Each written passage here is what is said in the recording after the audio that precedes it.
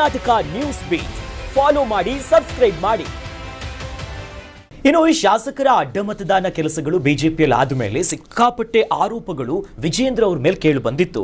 ಇದರ ಬೆನ್ನಲ್ಲೇ ಧರ್ಮಸ್ಥಳಕ್ಕೆ ಭೇಟಿ ನೀಡಿ ಒಂದು ವಿಶೇಷ ಪೂಜೆ ಸಲ್ಲಿಸಿದ್ದಾರೆ. ಅಲ್ಲದೆ ಸಿಎಂ ಡಿಕೆ ಜೊತೆಗಿನ ಅಡ್ಜಸ್ಟ್ಮೆಂಟ್ ರಾಜಕೀಯವನ್ನ ವಿಜೇಂದ್ರ ಅವರು ತಳ್ಳ ಹಾಕಿದ್ದಾರೆ. ಡಿಕೆ ಶಿವಕುಮಾರ್ ನನ್ನ ಮಧ್ಯೆ ಯಾವುದೇ ವ್ಯವಹಾರ ಇಲ್ಲ, ಯಾವ ಫ್ರೆಂಡ್ಶಿಪ್ಪೂ ಇಲ್ಲ, ಎಲ್ಲವೂ ಕೂಡ ಅಪಪ್ರಚಾರಗಳಾಗ್ತಿದೆ ನನ್ನ ಮೇಲೆ. ಯಾರು ಅಪಪ್ರಚಾರ ಮಾಡ್ತಾರಲ್ಲ ಅವರಿಗೆ ಭಗವಂತನೇ ಕ್ಷೇತ್ರದ ಒಡೆಯನೇ ಒಂದೊಳ್ಳೆ ಬುದ್ಧಿಯನ್ನ ಕೊಡ್ಲಿ ಅನ್ನೋದಾಗಿಯೂ ಕೂಡ ಇವತ್ತು ಪ್ರಾರ್ಥನೆ ಸಲ್ಲಿಸಿದ್ದಾರೆ ವಿಜೇಂದ್ರ ಅವರು. ಮಾತನಾಡಿದ್ದಾರೆ, ಅವ್ರ ಮಾತುಗಳನ್ನು ನೋಡೋಣ.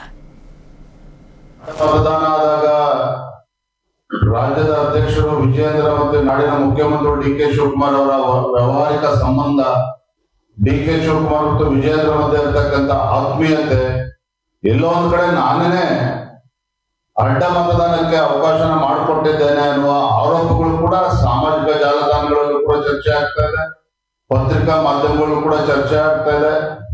ಈ ಚರ್ಚೆಗೆ ಗ್ರಾಸ ಆಗಿರ್ತಕ್ಕಂಥದ್ದು ನಮ್ಮವರೇ ಅನ್ನೋ ಅರಿವು ಕೂಡ ನನಗಿದೆ. ಆದ್ರೆ ನಾನಿವತ್ತು ಸ್ಪಷ್ಟಪಡಿಸ್ತಾ ಇದ್ದೇನೆ, ನಮ್ಮ ಪ್ರಧಾನಮಂತ್ರಿಗಳು ನರೇಂದ್ರ ಮೋದಿಜಿಯವರು, ಅಂದಿನ ರಾಷ್ಟ್ರೀಯ ಅಧ್ಯಕ್ಷರು ಅಮಿತ್ ಶಾಜಿ ಅವರು ಮತ್ತೆ ಎಲ್ಲ ಹಿರಿಯರ ಒಂದು ಆಶೀರ್ವಾದದಿಂದ, ಇಷ್ಟೆಲ್ಲ ಹಿರಿಯರ ನಡುವೆ ಇಂಥ ಜವಾಬ್ದಾರಿ ಕೊಟ್ಟಂತ ಸಂದರ್ಭದಲ್ಲಿ ರಾಜ್ಯದ ಅಧ್ಯಕ್ಷನಾಗಿ ಇಂಥ ಕೀಳು ಮಟ್ಟದ ಕೆಲಸವನ್ನು ಮಾಡ್ತಕ್ಕಂಥ ಪ್ರಶ್ನೆ ಉದ್ಭವ ಆಗೋದಿಲ್ಲ. ವಿಜೇಂದ್ರ ಮತ್ತೆ ಡಿ ಕೆ ಶಿವಕುಮಾರ್ ಮಧ್ಯೆ ಯಾವುದೇ ರೀತಿಯ ವ್ಯಾವಹಾರಿಕ ಸಂಬಂಧವೂ ಕೂಡ ಇಲ್ಲ, ಯಾವುದೇ ಒಂದು ಆತ್ಮೀಯತೆಯೂ ಕೂಡ ನಮ್ಮ ಮಧ್ಯೆ ಇಲ್ಲ.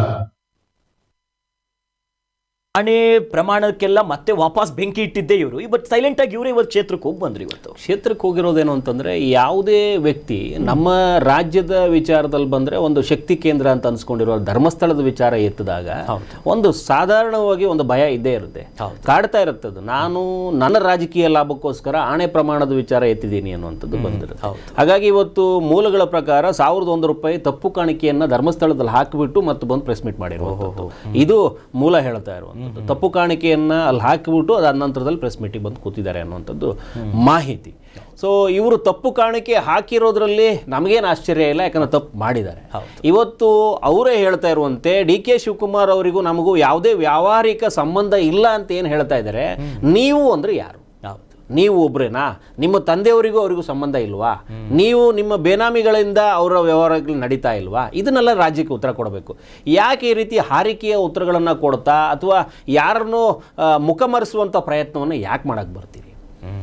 ಸಂಬಂಧ ಇದೆ ಅನ್ನೋದನ್ನು ಒಪ್ಕೊಳ್ಳೋದಕ್ಕೂ ಒಂದು ಬೇಕು, ಅದಕ್ಕೂ ಒಂದು ಗಡಿಸು ಬೇಕಾಗುತ್ತೆ. ನೀವು ಡಿ ಕೆ ಶಿವಕುಮಾರ್ ಅವರಿಗೂ ಮತ್ತು ನಿಮ್ಮ ಮನೆಯವರಿಗೂ ಸಂಬಂಧ ಇಲ್ವಾ? ಅದನ್ನು ಹೇಳಿ. ನೀವು ಅಂದರೆ ಯಾರು? ನಮ್ಮ ಪ್ರಕಾರ ನೀವು ಅಂದರೆ ಯಾರು?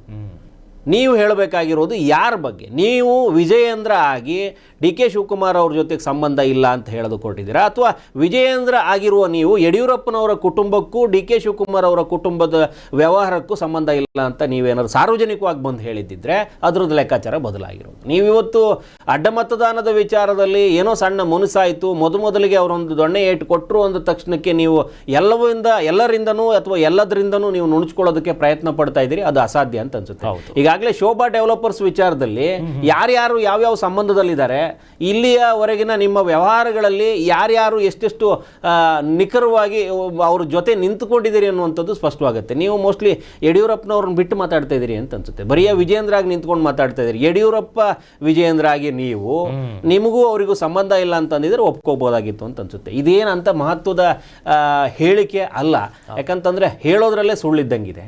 ಹಂಗಾಗಿ ಅಡ್ಡ ಮತದಾನ ಮಾಡಿರೋದು ನಿಮ್ಮನ್ನು ಇಳಿಸ್ಬೇಕು ಅಂತನೋ ಅದ್ರ ಒಂದು ಭಯ ನಿಮ್ಮನ್ನು ಕಾಡ್ತಾ ಇರೋದ್ರಿಂದ ನೀವು ಏನೇನೋ ಮಾತಾಡೋಕೆ ಹೊರಟಿದ್ದೀರಿ. ಅಡ್ಡ ಮತದಾನದ ಮೂಲಕ ನೀವೇನು ಮುಂಚೂಣಿಯಲ್ಲಿ ಇಬ್ಬರು ನಾಯಕರು ನಿಂತ್ಕೊಂಡಿದ್ದೀರಿ, ನಿಮಗೆ ನಾಯಕತ್ವದಲ್ಲಿ ಹಿಡಿತಾ ಇಲ್ಲ ಅನ್ನೋದನ್ನು ತೋರಿಸೋದಕ್ಕೋಸ್ಕರ ನಿಮ್ಮ ಪಕ್ಷದ ಶಾಸಕರು ಮಾಡಿರುವಂಥ ತೀರ್ಮಾನ ಇದು. ಅಡ್ಡ ಮತದಾನದ ವಿಚಾರದಲ್ಲಿ ನಿಮ್ಮಿಬ್ಬರನ್ನ ಬದಿಗೆ ಸರಿಸುವಂಥ ಪ್ರಯತ್ನ ಮಾಡಿದ್ದಾರೆ.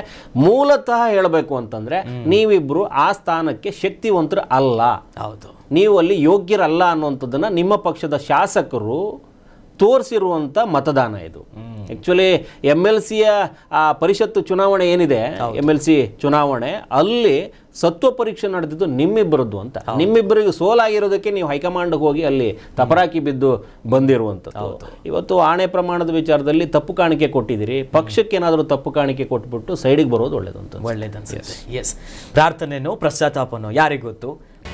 ಕರ್ನಾಟಕ ನ್ಯೂಸ್ ಬೀಟ್ ಫಾಲೋ ಮಾಡಿ, ಸಬ್ಸ್ಕ್ರೈಬ್ ಮಾಡಿ.